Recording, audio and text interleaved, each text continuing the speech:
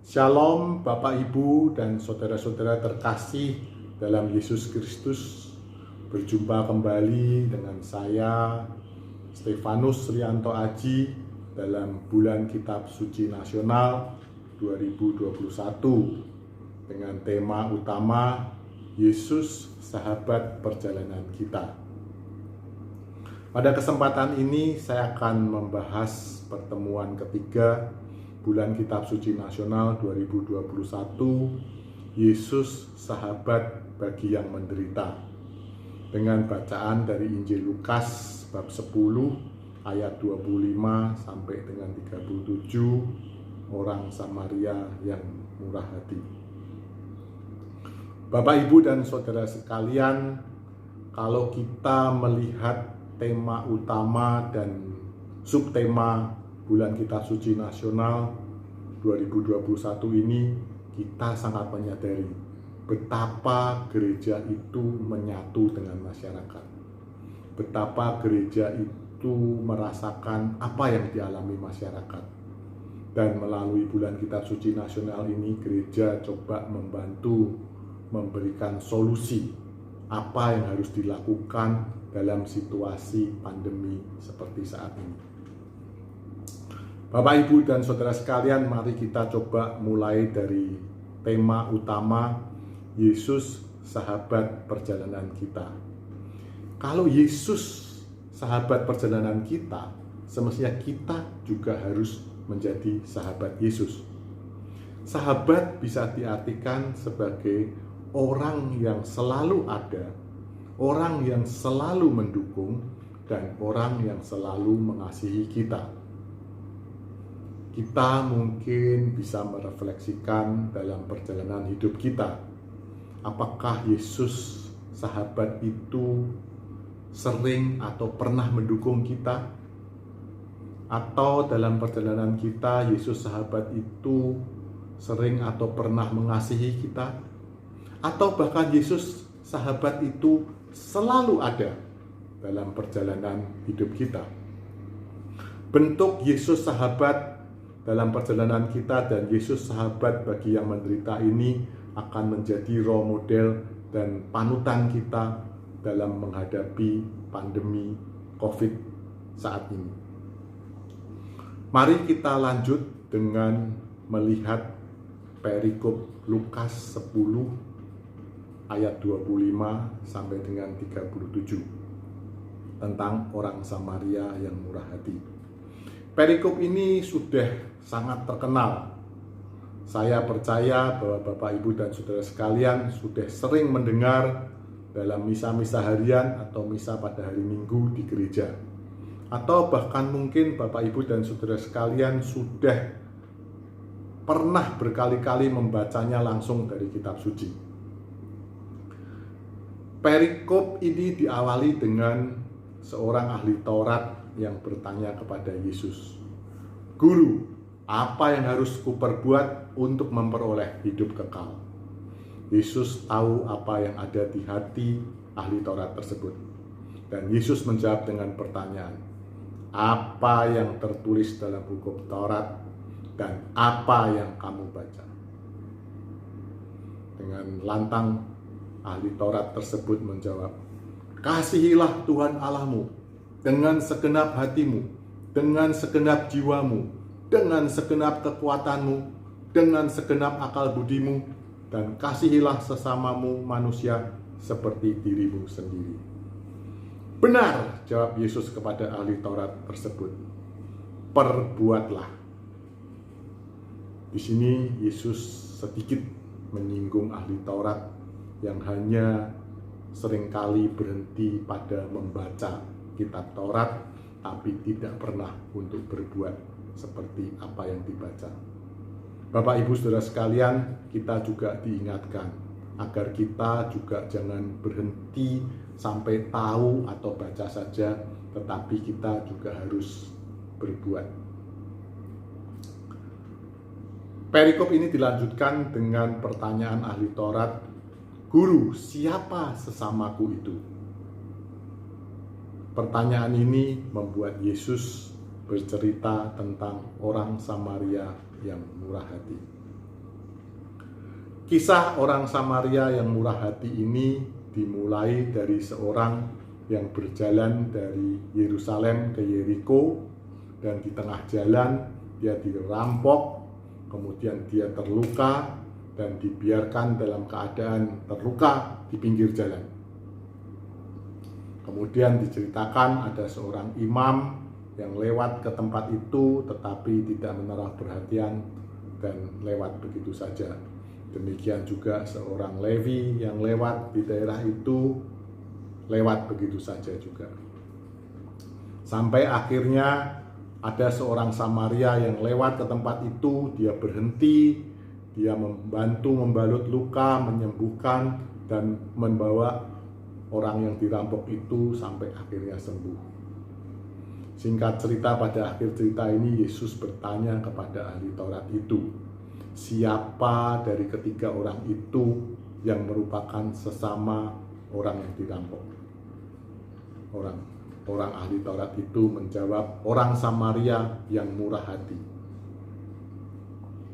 Bapak, Ibu, dan saudara sekalian, ternyata sesama itu tidak kita jumpai dari jabatan, dari seorang yang mempunyai jabatan suci seperti imam tadi, dan juga tidak kita jumpai dari sekelompok masyarakat atau sekelompok orang yang mempunyai kedudukan terhormat sebagai suku Levi. Tetapi ternyata sesama itu kita rasakan atau kita jumpai dari seorang Samaria, lewat tutur kata, lewat jalan pikir, dan lewat perbuatan yang dilakukan. Kembali lagi kita ingat, sesama itu dapat kita jumpai dari perbuatan kita.